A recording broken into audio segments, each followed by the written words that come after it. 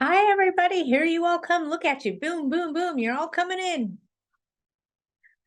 Oh, I see people I haven't seen for a while. Hi, Tony. I got information I'm going to give you guys, and you're going to love me for it. So pay attention. This one's a good one. I'm still letting people in, so bear with me. Someone is trying to call me. Somebody always tries to call me. God love it.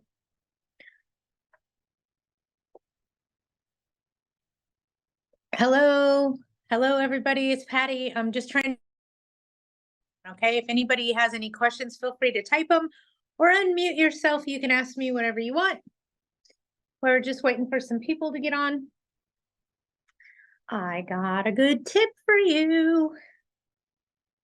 And I know this is a problem for one of our followers actually in Palm Desert. So I'm waiting to see if the Roadrunner real estate people get on. I got some stuff to help you guys, and I mean really help you guys. Who is calling me right now? I know it's not one of you guys, but somebody keeps trying to call me. Not on Wednesdays, not at noon. I dedicate my time to others, okay? All right, you guys, hello, hello. I got some information for you. And it's good. It's good. I'm still letting more people in. So, how many of us have been duped by Zelle? Right? What is Patty talking about? Patty's talking about you can't turn off your Zelle portal. You just can't. You can't turn it off. So what happens for the most part is tenants wait until we're in trial. Here comes my Roadrunner girls. Hang on, you guys. I got to tell them, hey, Roadrunner, pay attention. I'm going to teach you something, okay? And you're going to love this one. Love.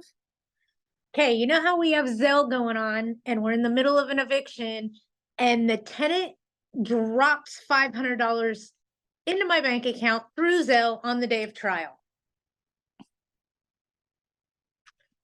And you're sitting there in the courthouse clueless as to what's happening because you don't have your bank account open while you're sitting there, right? Ready? Tenant just made a deposit. Judge sees that there's a deposit in the account. They could dismiss your case because you accepted payment.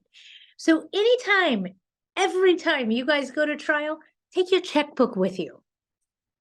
That way, if your tenant does some shady stuff and sits there and through a text message and zells you $500 while you're waiting to go to see the judge, you can then whip out your checkbook and refund it.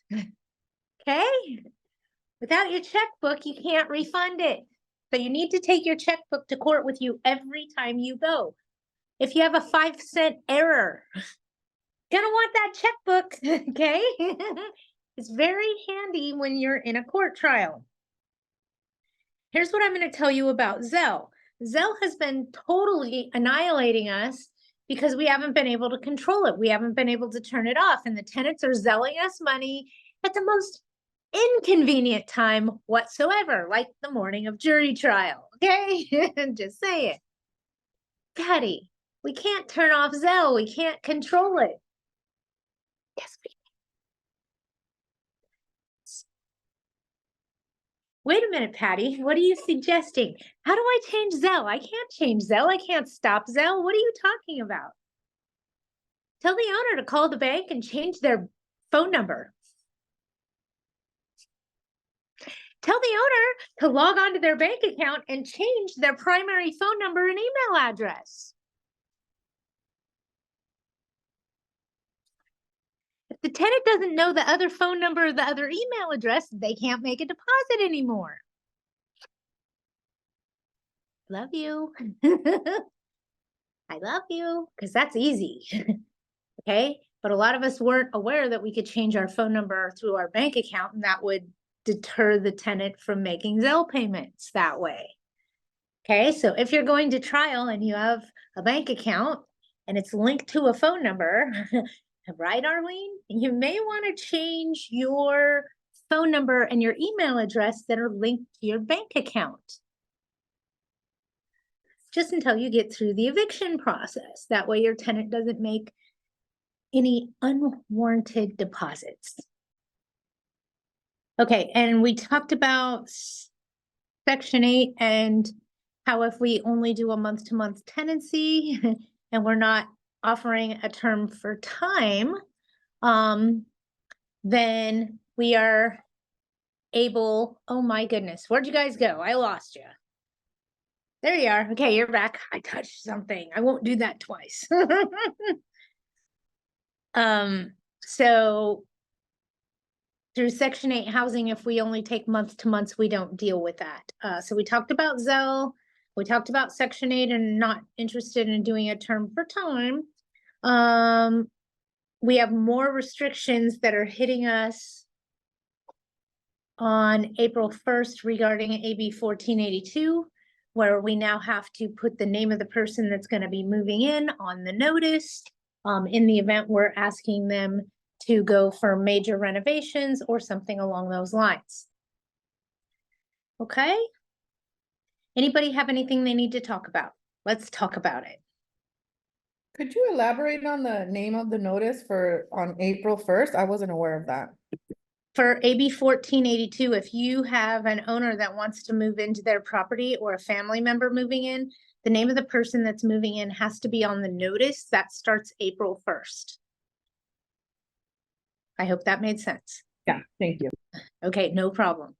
You have Anybody to else? mention relationship of that person also, or no? Yes, it would be a great idea for you to mention the relationship of that person also, because AB 1482 only allows a landlord to go up their family tree or down it. You cannot go out sideways to nieces, nephews, cousins, aunts, uncles.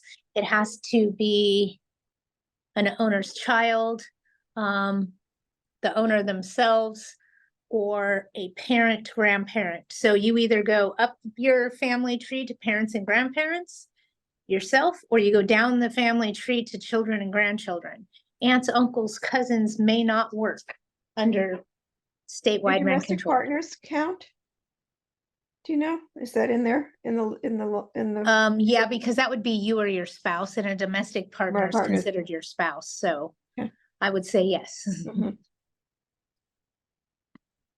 Patty, I do have a question. I Sure. need on Friday, they're gonna go to a property that we manage in Huntington Park, and they're gonna be working on the balcony.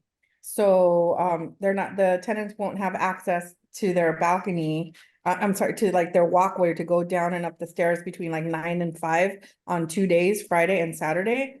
What kind of a notice do I serve them? 24-hour notice for necessary or agreed upon repairs. And you're going to spill out in the notice that an inspector and a building inspector is going to be there to look at the raised walkways. And they may not be accessible during that time period. Okay. So a 24-hour notice necessary. Okay, excellent. Thank you. No problem. Anybody else have anything? Patty, I just wanted to share with everybody that wonderful referral you got me. You I know go that- right ahead. Yeah. I know that I think Tony's on here, and I know she's got older buildings, I believe, in Yeah. LA. If you have garage doors that lift up that are not on tracks, they don't make those big springs anymore, but Patty made a referral, and I have somebody who can make them and who will keep them working, and you don't have to spend thousands and thousands of dollars replacing everything. And he came out, he was great, and his prices were very fair. And How many miles did he travel for you, Arlene? I don't know how far Hesperia is. I don't even know where it is, but I think it's far. I think it's a couple hours Hesperia away. to you is Victorville, Apple Valley at the top of Cajon Pass. I don't even know where Cajon Pass is. So Yeah, have you ever been to Vegas? yeah. You know how you go up that hill and it drops you off yeah. in the desert? Yeah. That's Cajon Oh. Pass. Oh, okay. It's Okay. very far. It is. I Yeah. want to say it's probably about 100 miles that he's traveling to help you, if I had to Okay. guess. I'd say 119, but who am I? So just highly recommend if anybody has an issue like that, because So nobody, I just so you, called a just- ton of places and nobody would help me. And I called Kentucky. I mean, I went all over the place trying to see if somebody would custom make them for me. But And he's I got think- somebody who will. last week in our meeting, Arlene asked me, I need this garage spring door. And I was like, oh, I used to have a guy out in Victorville area about 15 years ago, try to call him. And I couldn't remember his name. I just told her to Google the high desert Victorville Hesperia garage door guy. And boom, she found him. And he's helping her. So anytime I tell you guys, hey, you might want to try this, there's a reason and a method behind my madness. It's shocking that she couldn't find anybody to help her, and yet there's somebody out there. So that's awesome. If anybody needs a garage door guy, let us know. We found one now, or we re-found him.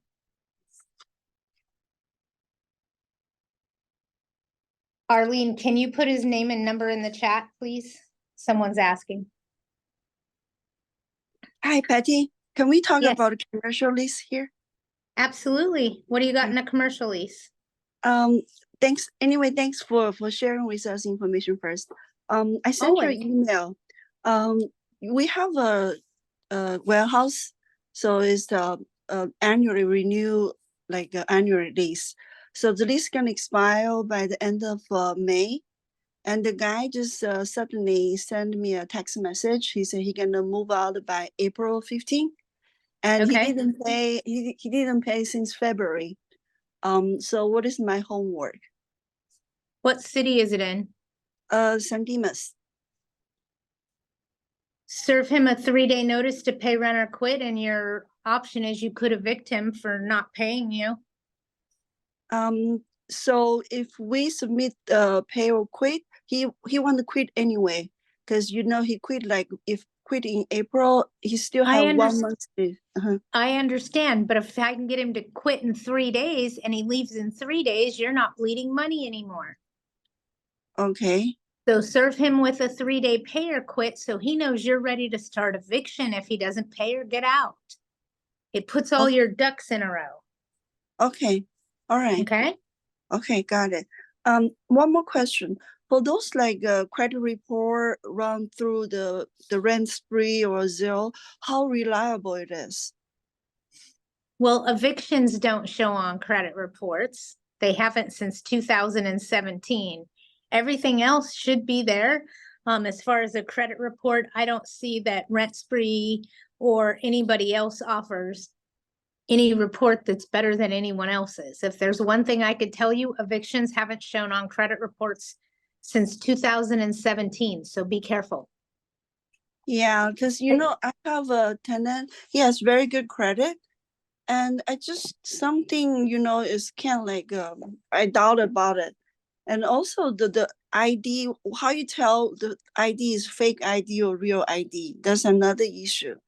Because they send you a copy, but for some reason I know there's something wrong there.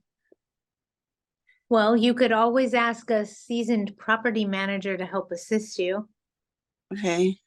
and have them look at the documents and give you their opinion on whether or not they're wholeheartedly valid or not. I I mean, think the it's, social security cards, if you have the originals, I think if you put your hand over it, it's a little bit, the numbers are raised a little bit. and Okay. mine looks like it's typed on there with a Oh. typewriter. No Okay. joke. But Yeah. I'm old, you guys. I'm old. I'm like, yeah, the other thing I could tell you is send it over. I'll look at it real quick and give you my opinion. I mean, if you're looking at a California state ID, the big difference there is in the top top right-hand corner, they say federal hold on them if they're not a legal citizen.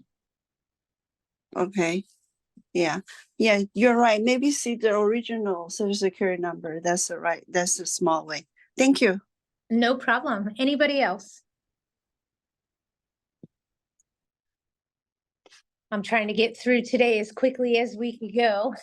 Forgive me, but I have a busy day in front of me. Hi, Patty, it's Melanie. Quickly, Hey, girl. in the Devil's Cauldron beachside community of Santa Monica, we have a tenant who we think seems to have abandoned property. He hasn't paid since December. He hasn't had the gas on for 2 years, but that's another subject.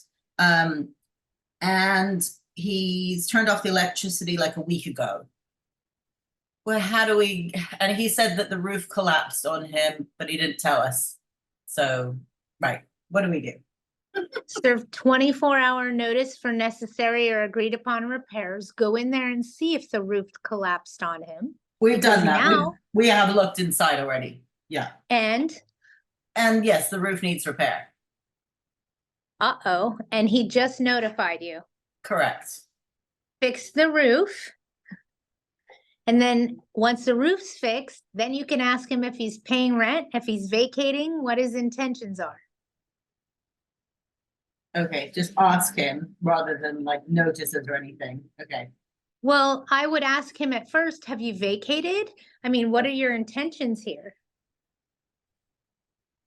Okay. Yeah, he just said he's living off site for the moment because of the roof. Yeah. Fix the roof, Yeah. fix the roof. And Okay. then 3-day him for everything he owes you. And he just told you that the roof is bad, so the rent credit starts from notification going forward. Got it. Okay. Perfect. Thank you. No problem. I'm trying to see the Oh, text. actually, I've got one more, if that's okay. Go ahead. In LA RSO, the tenant, oh, actually, she's not RSO, she's a single family, but it's still the same. The tenant, there's some repair work being done at her house, and she wants reimbursing for the electricity that the contractor is using. Give it to her. Sorry? Give it to her. It's a small price to pay. So we've suggested to say, give us a couple of months of your electricity bill, show us the current electricity bill, and we'll pay the difference. Is that reasonable? Yeah, either that or try to offer her $30 or $50 and see if she bites on that. If that's okay, fine. Got it. If, yeah, it's going to be a relatively small amount of money that she's asking for, but it has to do with respect and common courtesy and things of that nature. I mean, look at it this way. If you were remodeling the next door unit and I loaned you my electricity or said that you could use it, or you just started using it, don't you think you should pay me for that? Absolutely. And if you don't, I'm going to get upset about it because, hey, you're using my electricity that costs me money. I should be credited accordingly. So Yeah, sometimes agreed. Yeah. it's just a matter of you doing the right thing that calms the tenant down and goes, oh yeah, $50 will be fine. And then that's a wash, you know, keep it simple. But sometimes they just need that acknowledgement so that they go, hey, remember me over here? I'm paying for this. Yeah, we need to listen to them. So just make sure that you're acknowledging what they're stating to you and ask her straight out, is $50 going to cover it, or are we going to have to look at your previous bills? Okay. Because look at it this way. You don't want to go through all her previous invoices or her past due, figure out what the overage is, try to calculate an amount you both agree on. Just throw out a number that you're willing to not have to do the details for. Does that make sense? Yeah, yeah. Yeah. Okay. So for me, I would be like, hey, I'll credit you $50. Will that work for you? If it works, I give her a credit of $50 for use of electrical, and it is now a wash. I don't need to dive in. We both agreed. Okay. All right. Okay. Perfect. Thank you. Good idea. Makes it much easier. And then Yeah. if she doesn't say, well, is it more along the lines of $75? I mean, how much money are we talking about here? If they're saying it's $1,000, start auditing. Right. You know, you have a number in your head that makes sense and works for you. If it's over that number, then obviously do the work. But if you can get it under that number, then it would be most ideal. Patty, For the this life of me, situation- I'm trying to pull up any text messaging that you guys have, but I don't see it. So it may just be a me problem, but I don't see any text messaging in there. So let's unmute if you guys have questions, okay? All right, I'm unmuted. This is Sharon. I Hi got my Sharon, hand what can I raised. How- do? How you I doing, see ya. Patty? Oh, okay. Thank you so much for everything. You've been very helpful for me. Well, thank I you. had planned to serve a 60-day move for my tenant in Lancaster, but because I'm in the middle of a refinance, my broker suggested I hold because they have to do an appraisal and she wants to make sure that we'll be able to go in I and agree. do the I appraisal. You agree? agree. Okay. One of my Tenfold. biggest concerns though is once I send her this 60 days, so now we're looking at May 1st, and she doesn't pay during those 60 days. Then you're gonna serve a 3-day and 3 start days. eviction for non-payment. Okay, well, which makes sense, but would that wash out the 60-day move? Because now I've No, got to do, okay, that's what I no, needed to know. Will it supersede because I no. know it was mentioned before that you can't do them both at the same time. It can supersede if you use it for the eviction instead of the 60-day. Okay, okay, okay. And the eviction can be 60 days too? 30 Well, days? the eviction would be a 60-day notice 60 for day them to notice. vacate because they've lived there for over 1 year. Okay, If they don't pay you in those 60 days, you could serve a 3-day pay rent or quit. If they still don't pay you, you could start eviction based on non-payment of rent rather than the notice to vacate. okay. All right. That's what I needed Easy to know. peasy. Yeah. Thank you so much.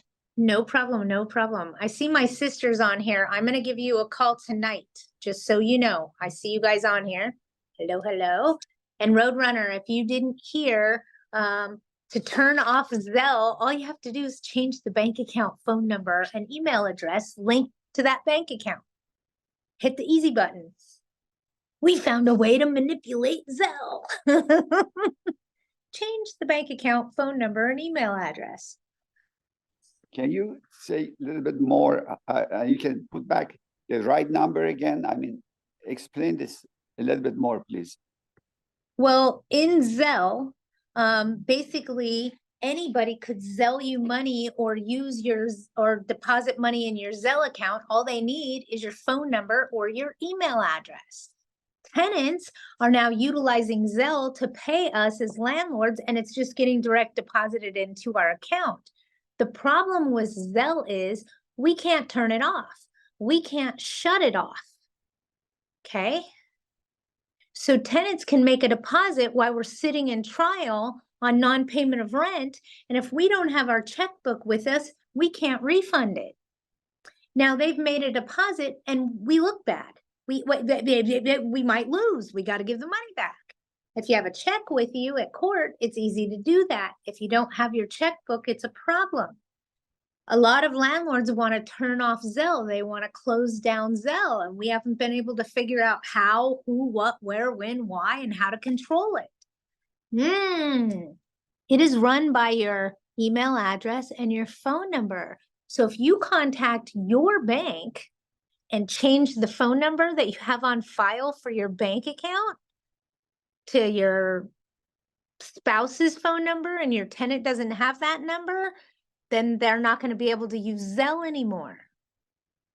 So what we're finding out is if owners go change their phone number from their bank account, it enables Zelle.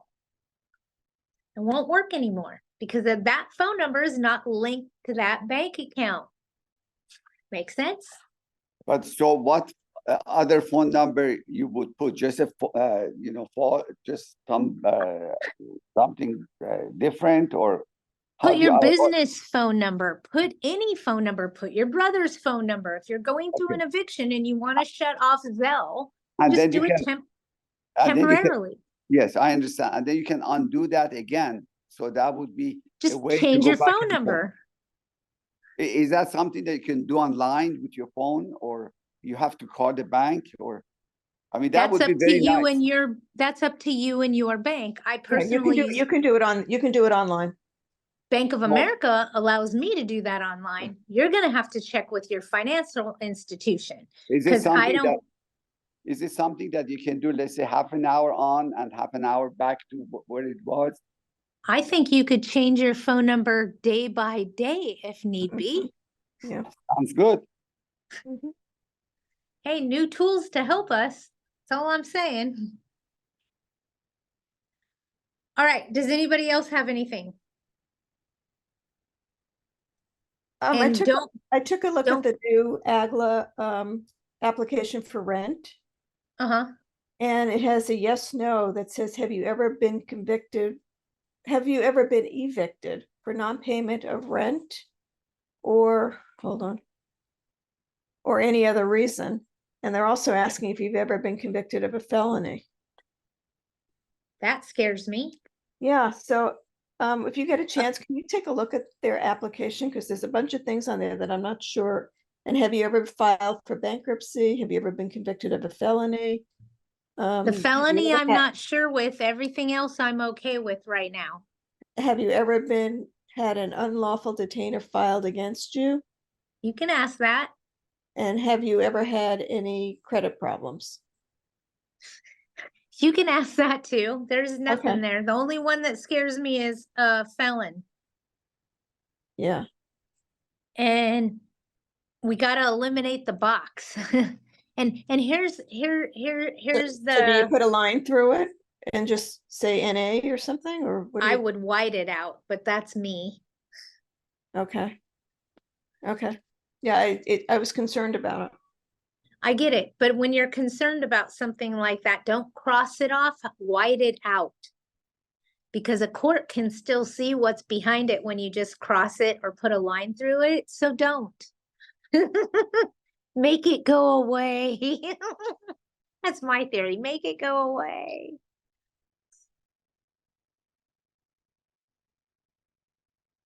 All right, anybody have anything else? Hey, Patty, it's Anthony. How we doing? Hey, short, sassy, and ready for the weekend.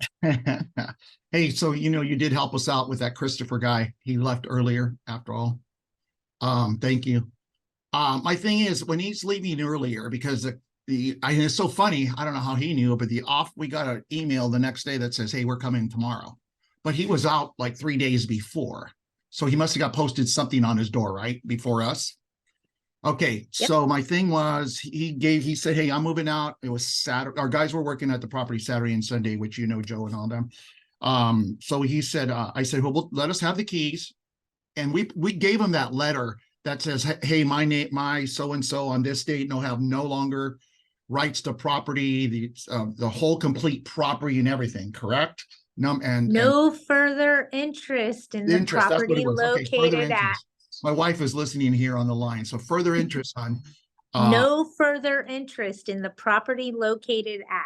And he gave us, okay, so my thing is, this was my thing. He gave us the keys. He goes, oh, and we already had that. We're changing the locks. He says, I have a few more items. I said, I told my guy he can call you and we'll let him in when we're there because we already have keys. Was that okay? I mean, because he only had like 3 more bags and a TV. Because we didn't want to put it outside. Look at it as right to reclaim abandoned personal property left behind. Okay, so we did. That letter, I think you sent it to me, so I think we did it correctly. But I just wanted to make sure. And again, thanks Sounds again like it. making it happen. He left that place just paint. So great job. Thank you again. And everybody's wondering, wait, what's going on? Why are they giggling? What's happening?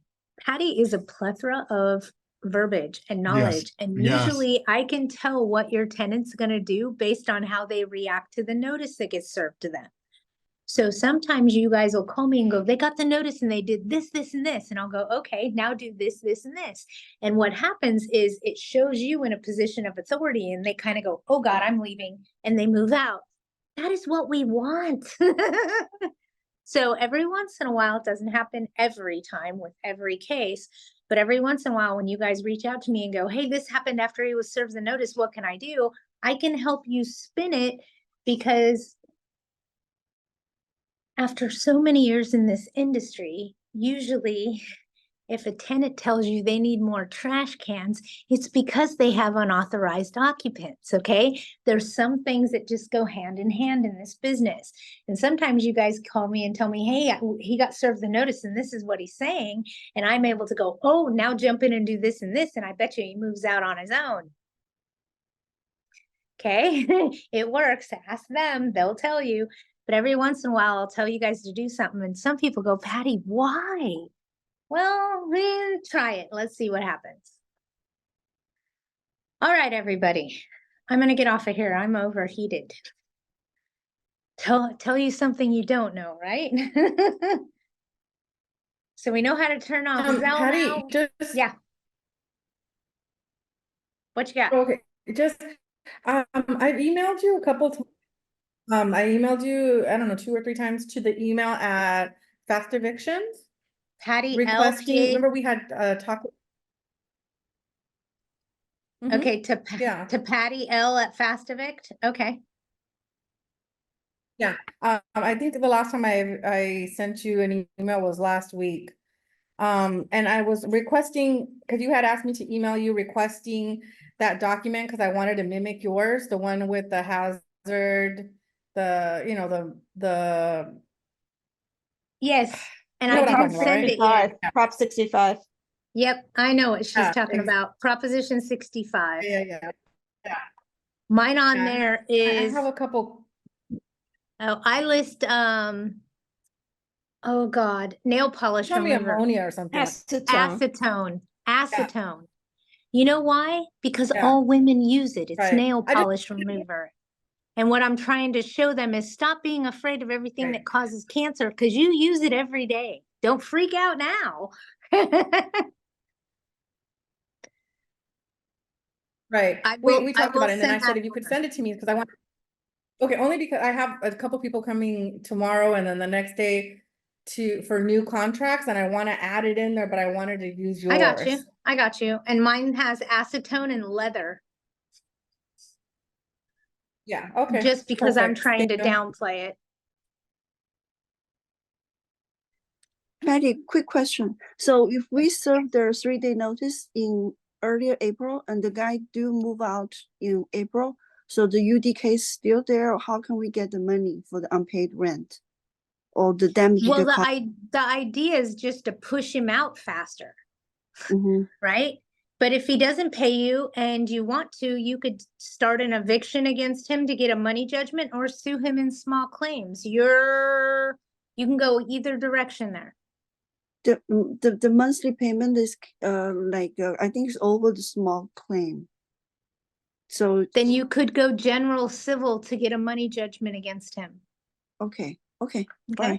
Thank you. No problem. Anybody else?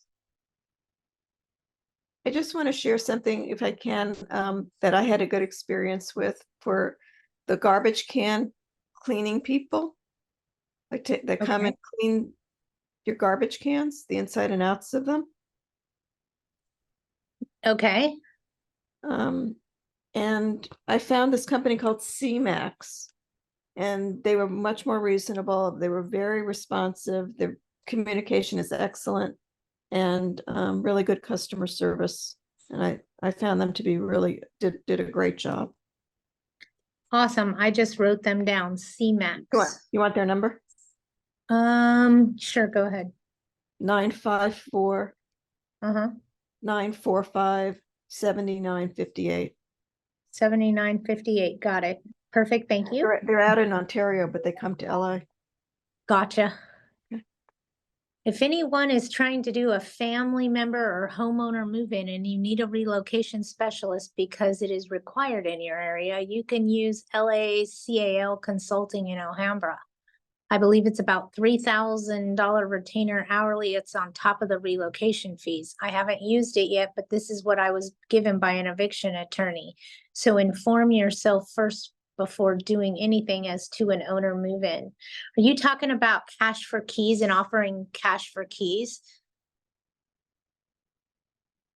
Because I'll tell you guys right now, you guys gotta at least offer a minimum of what the city requires or it's considered harassment or retaliatory. So you guys got to be really careful. And Val, yes, they did raise the limit on small claims from $10,000 for an individual to $12,500. I finally found all the chatting. I could see it now. Florida is gonna get rid of squatters' rights. Yeah, fingers crossed. Right, right, Val, I hear ya. All right, if nobody else has anything else, I'll go ahead and close it for today and tell you guys to have a wonderful week. And we will be back next week. In LA County, unincorporated, now you need to pay for a relocation specialist. So anything that's governed by DCBA requires a relocation specialist. I'm gonna tell you right now, that's garbage. That's unethical. That's unethical. If they are requiring a relocation specialist in order to terminate tenancy under a municipality, that's illegal. No. I don't know what that person's trying to do other than make money off trying to go perform cash for keys for you, but be cautious, okay? A municipality cannot make you go through someone else to do a cash for keys. And I want to see the validity of that assembly bill because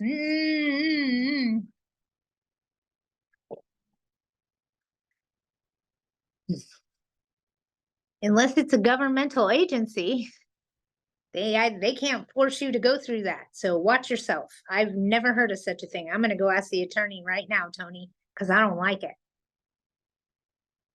And who's telling you that? DCBA?